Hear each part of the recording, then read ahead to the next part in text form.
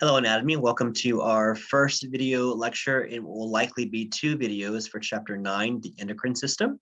So let's jump right in. So we've discussed before how your body has two systems who are responsible for communication throughout your body. There's the nervous system, which we did in Chapter 7. The nervous system was based upon these electrochemical signals, either from receptors like your eyes or your ears, to send signals to your central nervous system, or sending signals from your brain or spinal column to your muscles or your glands to have some kind of response. That's what your book considers the first communication system. It's what's considered to be the fast one. The endocrine system is nicknamed the second controlling system, which it's by no means slow, but it's slower than the nervous system because the effects are longer lived. We've discussed why that was in Chapter 7, when we discuss things like neurotransmitters and synapse. So your endocrine system relies upon chemical messengers called hormones. This is not a new word to you, that are released and carried throughout your body by your blood. So your hormones, they think of them as controllers of processes in your body. They control things like reproduction, growth and development, your body's defenses, your immune system is under hormonal control, maintenance of homeostasis, so keeping like your blood sugar balanced or your blood calcium levels balanced, and the regulation of your metabolism. All of those things, pretty much most of the things that your body does is under some kind of regulation by your endocrine system or by hormones. So hormone overview. So we're going to go through all the types of hormones, all the endocrine organs in these two videos. But basically, the gist here is you have organs or specialized cells that produce chemicals called hormones. And those hormones are then secreted into usually your blood, and then the blood transfers them into wherever they're going to go. So if my pancreas produces insulin, the insulin goes throughout my entire body, but hormones only affect certain kinds of cells, which are called target cells. So insulin doesn't affect every cell in my body. It only affects the cells that have specific protein receptors on their cell membranes where the hormone can bind. So the hormone travels throughout my entire body, but it only affects target cells based upon the receptors that they have on their cell membranes. And either the hormone is going to bind to those receptors and do something in the cell, or the hormone itself will actually come into the cell and have some kind of effect on cellular activity.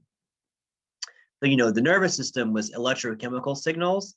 With the endocrine system, think of hormones as being sort of like chemical messengers that go through your body to certain target organs.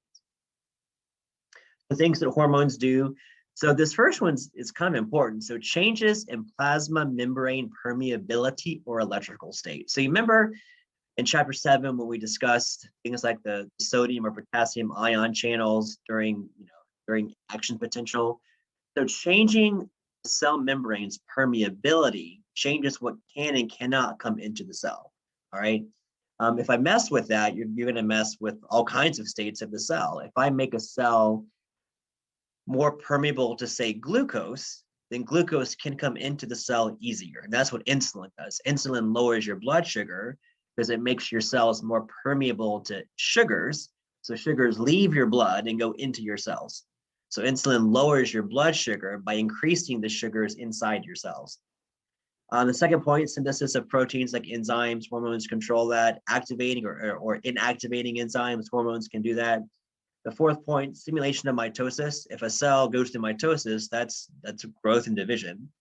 The certain growth hormones or growth factors might encourage cells to go through mitosis to divide. Promotion of secretory activity. So certain hormones might control when other hormones get secreted. And we're going to go through examples of that in this video. The two mechanisms in which hormones act, so the direct gene activation and the second messenger system, we're going to go through both those here in just a minute, but there's basically two main mechanisms for how hormones affect a cell. This first one, called the direct gene activation. So, we'll go through the words here, but just look at the picture for a second. So here I have a steroid hormone. Steroid hormones are lipid hormones versus protein-based hormones. Steroid hormones, this little yellow looking jelly bean thing, look what it's doing. It's crossing the cell membrane. It's going into the cell nucleus. It's actually directly interacting with DNA. So a direct gene activation hormone is one that will bind to DNA, and they usually have the effect of either turning a gene on or turning a gene off, all right? If I have a gene that's turned off and I turn it on, that gene is going to be expressed, which usually means you're going to have some kind of protein that's being secreted or produced by that cell. If I have a gene that's turned on and the hormone turns it off, then whatever the gene was doing, it obviously isn't doing it anymore, all right? So in this case, the hormone is directly interacting with DNA to have some kind of change in what the gene is doing, usually in turning it on or turning it off. This is the same diagram, just bigger, all right? Notice again, the hormone actually enters the cell. In this case, it actually enters the nucleus. So the second messenger system, and you can spend way too much time on this. So these would be non-steroid hormones, usually protein-based hormones. So this is the case where the hormone itself does not actually enter the cell. The hormone just knocks on the door. In this case, the door being the cell membrane. The hormone binds to a receptor in the cell membrane, like it's embedded in the membrane, and that activates some kind of signal inside the cell. A diagram will explain this maybe better than it's called the second messenger system because the hormone itself doesn't actually do the change. There's a second messenger that sends the signal, usually to the nucleus. This molecule's CAMP stands for cyclic AMP. You don't really need to know that, but it's a very common second messenger. If you look at this diagram, so here I have a hormone, my little blue triangle shaped thing. It binds to this receptor. Does the hormone actually enter the cell? The answer is no, it does not. But by the hormone binding, it causes this enzyme to either change its shape or to be activated or do whatever it's going to do. And in this case, it's phosphorylating cyclic AMP. It's activating it. The cyclic AMP is going to go turn the signal on, usually. All right. The big difference between this one and the previous one is in this one, the hormone does not actually enter the cell. The hormone binds to the cell and then can get kicked off when it's done. Whereas in the first example, the hormone entered the cell. So your book goes into more detail on this slide than we're going to. But control of hormone release. So most hormone pathways, and we're going to use some examples of this later, are called negative feedback pathways. Negative feedback, this is classic homeostasis, is when like the level of something in your body gets too high, so your body brings it down, or it gets too low, so your body brings it up. Negative feedback means that whatever the trend is doing, your body brings it back to the middle. We discussed this, I think, in chapter 1, the idea of homeostasis being like a thermostat. If the body gets too hot, you bring the temperature down, gets too cold, bring the temperature up. Those are all examples of negative feedback, and most hormone pathways are negative feedback. As in, if your blood sugar gets too high, you release insulin to bring it down. If blood sugar gets too low, you release glucagon to bring it up, all right? And of course, going back, once the appropriate levels are achieved, the hormone stops working. It gets broken down or reabsorbed by your body. So humoral stimuli. So actually, this is when I said the book is in more detail. This is the slide that I thought I was talking about when I said that. So the term humors, is it the ancient Greek idea of the 4 bodily humors like blood, bile, phlegm, or whatever? Humoral refers to body fluids. Getting ahead from the Greeks, like today, your body fluids are like blood, bile, lymphatic fluid, interstitial fluid. Anything humoral refers to what's going on in your body's fluids. So humoral stimuli, and there's lots of examples of this. This is when you're like, just think about your blood. Your blood's able to detect levels of calcium, glucose, whatever ions, whatever metabolites are in your blood, and it can respond to levels that are too high or too low. We use the word humoral because this is happening in your body's fluids, especially blood. The example here, so parathyroid hormone and calcitonin, these are 2 hormones that regulate your blood calcium levels. If my blood calcium levels get too high or too low, that's a problem. Calcitonin brings the blood calcium levels down, and parathyroid hormone brings the blood calcium levels back up. So basically, your body is able to detect the calcium levels of your body, and you have two hormones that regulate it. It gets too high, down, too low, come up. All right. Insulin is an example for blood sugar. We discussed this just a minute ago. If your insulin level, or if your blood sugar levels get too high, insulin brings it down, glucagon brings it back up. So humeral stimuli is when your body is monitoring mainly your blood concentrations of different ions and releases hormones to get it back into balance, back into. Okay, so now we're gonna take a deep dive into your endocrine organs. So, just to list them real quick, the ones we're going to go through: pituitary, thyroid, parathyroid, adrenal, pineal, thymus, pancreas, gonads, ovaries, and testes, and then your hypothalamus. So what's interesting about like naming your endocrine organs is like, in chapter 5 we did the bones, chapter 6 we did the muscles, where there's like lots of things to label on the body. Here, there are endocrine organs, but it's almost more like little just patchworks of tissues throughout your body. It's not a very impressive looking body system because there aren't a whole lot of tissues. And most of these organs, or a lot of them, are in more than one organ system. Like ovaries, obviously reproduction, but they produce hormones, so they're endocrine. Hypothalamus is in your brain, so that's obviously nervous system, but it regulates hormones, so it's part of your endocrine system. Pancreas, you think of your digestive system, and that's fair, but it's also part of your endocrine system because it produces hormones. So most endocrine organs do double or maybe even triple duty in terms of being in more than one body system. If you look at a diagram like this gentleman, you can see where the various endocrine organs are. And again, it's just sort of like you just threw endocrine tissue throughout the body, especially on organs that might have a different function for a different body. Okay. Like the thymus is just, it's on your sternum. Like it's just a little clump of tissue you just put on the sternum. Anyway, we'll get to that one in a minute. Okay, so now we're going to go through some endocrine organs, and we're not going to go through all of them in this video. We're going to divide this video into 2 parts. So in part 2, we'll wrap up the last couple endocrine organs. So the pituitary gland.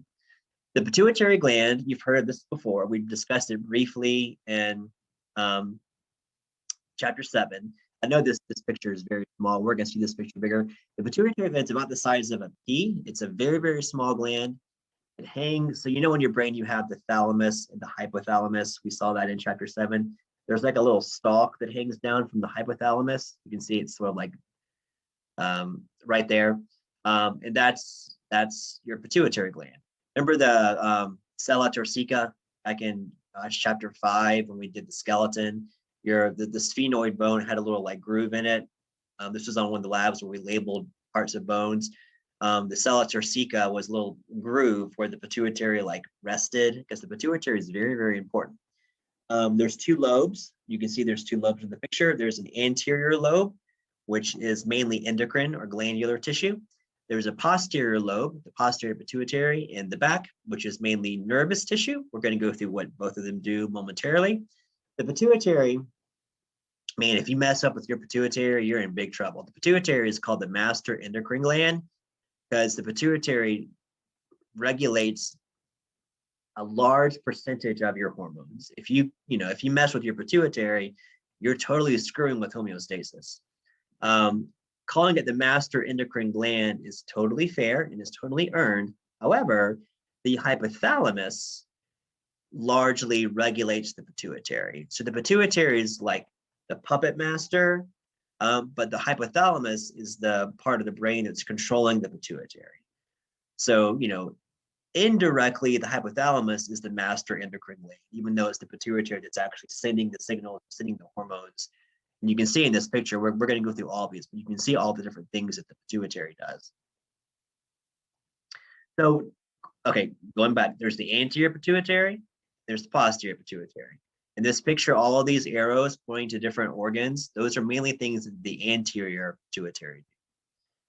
So on this slide, we're going to go through all these hormones, I promise, but let's just sort of name some. So there are 6 hormones of the anterior pituitary. All right. On this slide, you can see growth hormone, prolactin, thyroid stimulating hormone, adrenocorticotropic hormones, and two gonadotropic hormones that we'll see those on a later slide. The first two, and again, we're going to go through all these in more detail in a minute, I promise. Growth hormone and prolactin. The slide says non-endocrine targets because they don't target other endocrine glands. They target other things. Growth hormone stimulates growth. Prolactin's involved in breastfeeding when a woman has given birth. There are four that stimulate actually other endocrine glands. The word tropic hormones. Tropic hormones are what you call hormones that stimulate other endocrine glands. So they stimulate other glands to produce hormones. Thyroid stimulating hormone, or TSH, we'll see that one in a minute. Adrenocorticotropic hormone, we'll get to it. And then the two gonadotropic hormones, we'll get to them, okay? So this is the picture on the earlier slide, just bigger. So here you see the anterior pituitary, growth hormone, bones and muscles, prolactin, mammary glands. The two from the previous slide, the two gonadotropic hormones, they're called FSH and LH. They affect testicles or ovaries. TSH, thyroid stimulating hormone, we'll see that one in a minute, and we'll deal with ACTH on a slide coming up. Okay, so off this slide, just recognize pituitary, that tiny little pea-sized stalk hanging from the hypothalamus, is controlling all of these other endocrine organs. Okay, so now let's go through each of these. We could spend hours on each hormone, but let's hit the highlights. So growth hormone, you can read this, the major metabolic hormone. It determines bone size, muscle size. It plays a role in how big your body is by the time you're an adult. Your body builds proteins by causing amino acids to link together. This is back in like chapter 2, into proteins. And growth hormone can also cause fats to be broken down as an energy source. If I give you growth hormone, you're going to grow taller because that's what growth hormone does. That one's pretty simple. So growth hormone disorders, this picture sums up the disorders. Pretty big what can happen with growth hormone. So pituitary dwarfism. So hyposecretion of growth hormone would be you don't produce enough of it. So that's called pituitary dwarfism, hyposecretion. Gigantism would be hypersecretion, or too much secretion of growth hormone. And acromegaly is, so actually go back, gigantism is what happens if you have too much growth hormone when you're a kid. If it happens when you're an adult, you get a condition called acromegaly from hypersecretion of growth hormone during adulthood. So this picture, so this woman's normal height, this is the pituitary dwarf. And this is someone that had obviously gigantism, where you had too much growth hormone. In this case, he had it when he was a kid. This wasn't the adult version. And you can see the effects are very, very pronounced. Okay. All right, so prolactin. So prolactin was one of the anterior pituitary hormones, just like growth hormone. Prolactin, its main role, and all these hormones can have multiple roles. Hormones tend to have their hands in many pots. We're just going to hit the major ones. So prolactin stimulates milk production in women after childbirth. It's what causes the mammary glands to produce milk, what causes a woman to lactate. That's called prolactin. Prolactin can be produced in men, but people aren't quite sure what the effect is, so we're not going to worry about it. So for our purposes, just know that prolactin is involved in lactation in women who've recently given birth. ACTH, adrenocorticotropic hormone, that's a big word to say 10 times fast. So this is one that we're going to come back to later. It regulates the endocrine activity of your adrenal cortex, which are your adrenal glands on top of your kidneys. Thyroid stimulating hormone, or TSH. So, your thyroid's in your neck, right? And you probably already know that your thyroid big time regulates your metabolism. If you have thyroid issues, you're going to have problems with the control of your metabolism, right? And the hormone that controls that is called TSH. And again, it's produced by your anterior pituitary. So the hormone is produced in your brain and it affects your thyroid in your neck. All right, gonadotropic hormones. When we get to chapter 16, which is the last chapter in the book, so it'll be a few months before at chapter 16, we're going to revisit gonadotropic hormones, FSH and LH. For right now, let's just address what they are and what they do. So both these, again, are hormones produced by the anterior pituitary, by your brain, and then regulate activity in the gonads, which are testicles and ovaries. FSH stands for follicle stimulating hormone, and in women, FSH stimulates follicle development in the ovaries. A follicle will eventually release an egg for ovulation. In guys, it regulates sperm production in testicles. LH stands for luteinizing hormone. LH is what triggers ovulation in a woman. In guys, it stimulates testosterone production. In chapter 16, we're going to revisit these hormones in more detail, especially because FSH and LH regulate the menstrual cycle. And when we discuss the menstrual cycle in chapter 16, which I know you're already very excited to get the cycle, but we're going to revisit FSH and LH. For right now, let's just recognize that they're produced by the pituitary and they have effects on gonads, which again are ovaries and testicles. So the pituitary hypothalamus relationship. So, like I said, the pituitary is the one that's sort of controlling all these organs, but it's the hypothalamus that's actually inhibiting or stimulating the pituitary to release the hormones. So the hypothalamus controls the pituitary, which controls all the effects that we just previously went through. The hypothalamus, it does actually produce two of its own hormones. It wants to get in on the game too. Oxytocin and antidiuretic hormone, or ADH, are produced by the hypothalamus. The hormones are then transported and stored in the posterior pituitary, which was the lobe of the pituitary behind the anterior pituitary. So the posterior pituitary, what I said 5 minutes ago was that it was nervous tissue, it wasn't endocrine tissue. I wasn't lying to you.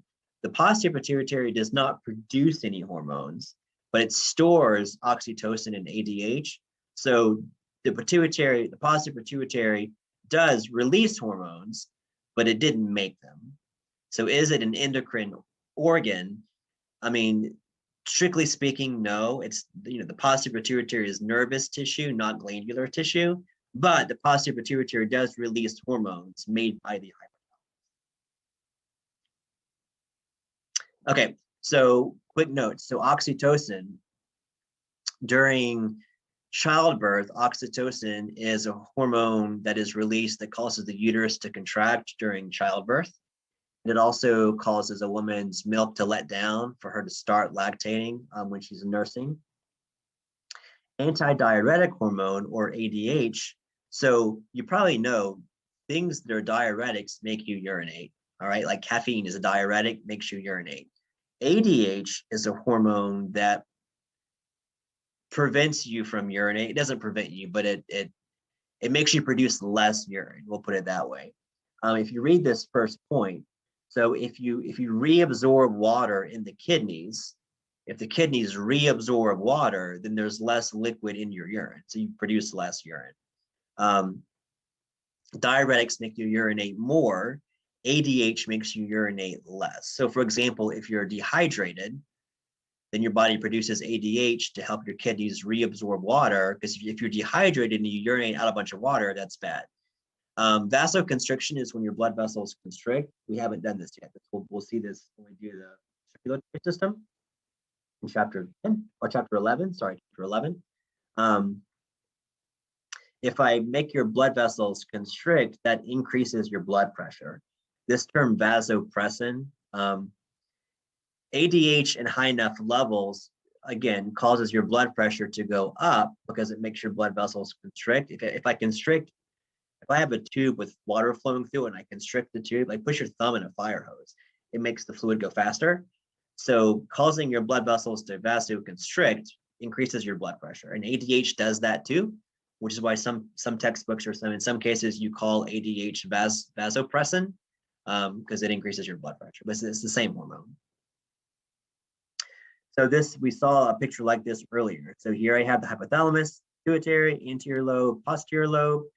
Posterior lobe doesn't produce hormones itself, but it does release hormones, ADH and oxytocin, which were produced by the hypothalamus. You can see the hypothalamus has the nervous control of the posterior pituitary. Okay, so your thyroid gland, your thyroid gland's in your neck. So we haven't done the respiratory system yet, but this blue thing, like here's your Adam's apple. Here you can see the cartilage of your trachea. Like when you feel like the ribbed part right here, that's the blue part, the cartilage rings of your trachea. So your thyroid gland is this sort of, oh, what shape is that? Whatever shape you want to call that. It has two lobes. It's glandular tissue that's basically, if you do this number, you can actually feel it. You might not know that you're feeling it, but like if you have thyroid issues, the doctor can like feel your neck and tell if you have issues with your thyroid. It has two lobes with a little isthmus. It's a fun word, isthmus, connecting the two lobes. And your thyroid gland, the two main hormones that we're going to discuss one's called thyroid hormone, which is, the name gives it away, it's produced by your thyroid. And the other one's called calcitonin. We saw calcitonin briefly on a previous slide. So thyroid hormone is the major metabolic hormone of your body. So your thyroid hormone basically controls how your body metabolizes glucose. And how you metabolize glucose, glucose is the main sugar, main energy source for your body, right? So your thyroid controls your metabolism through thyroid hormone. There's actually two main thyroid hormones, T4 and T3. We're not going to worry too much about the difference between them. Both of them contain iodine. You might know, like when you buy salt, like at the grocery store, you can buy salt that's iodized. We as a society, we put iodine into salt, because if you have an iodine deficiency, then you have thyroid problems, which is going to totally throw your metabolism haywire. Some thyroid disorders. So I'll put this back. So that this young lady has what's called a goiter. So goiters are caused by a lack of iodine in your diet. It causes this like the swelling on your thyroid gland. To treat a goiter, it's a lack of iodine. So if you're eating iodized salt, you're not going to get a goiter. Cretinism is if you have hyposecretion of thyroid hormones, especially thyroxine, which can result in dwarfism when you're a kid, which kind of makes sense. If you don't have enough thyroid hormone, you don't have enough metabolism and you don't grow as much. Myxedema is hypothyroidism in adults, and if your thyroid is underperforming and your metabolism is sluggish, you're going to be sluggish mentally and physically. Graves' disease, this is a picture of a lady with Graves' disease, is caused by hyperthyroidism. When your thyroid gland is sort of going in overdrive, you get increased metabolism, you're intolerant to heat, rapid heartbeat, rapid weight loss. Exophthalmos is a condition where your eyeballs kind of bulge, some from your eye socket. This lady has the exophthalmos from her eyes, how they're kind of bulging, anteriorly from their sockets.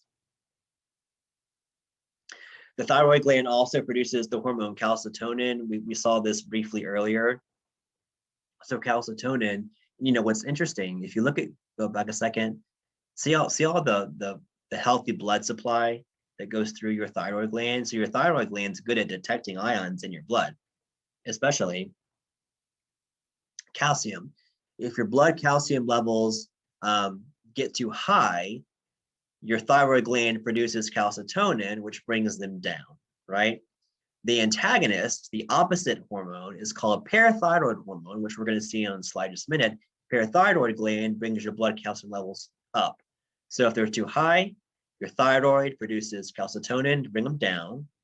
If your blood calcium is too low, your parathyroid brings it up to bring it back up to homeostasis. Speaking of the parathyroid hormone, let's do it right now. So your parathyroid, okay, so this picture looks familiar. This is your thyroid gland. On the back of your thyroid gland, like if I could take it off and like flip it around, these like little, this picture calls them parathyroids. There's 4 of them. One there, one there, one there, one there. They're just tiny little masses on the back of the thyroid gland called your parathyroid gland. They produce parathyroid hormone. The name gives it away. Which that's the one that raises blood calcium levels. Basically, parathyroid hormone causes osteoclasts. That's a word going back to chapter 5, which break down bone. So if you break down bone, you release calcium into your blood, which is what parathyroid hormone does. So calcitonin, thyroid, parathyroid hormone, parathyroid. Obviously, they're right next to one another, but they're the 2 antagonistic hormones that control your blood calcium levels. This is the same picture, just bigger. All right. This just shows what I said. Your blood calcium should be between 9 and 11 milligrams per 100 milliliters of blood. If it gets too high, calcitonin puts it down. Calcitonin encourages your bones to take up calcium to get it out of your blood. If it gets too low, your parathyroid gland releases parathyroid hormone, which causes osteoclasts to break down your bones. Okay, so we're going to stop video 1 right there. That was definitely enough for one video. I hope that was helpful, and I will see you guys next time.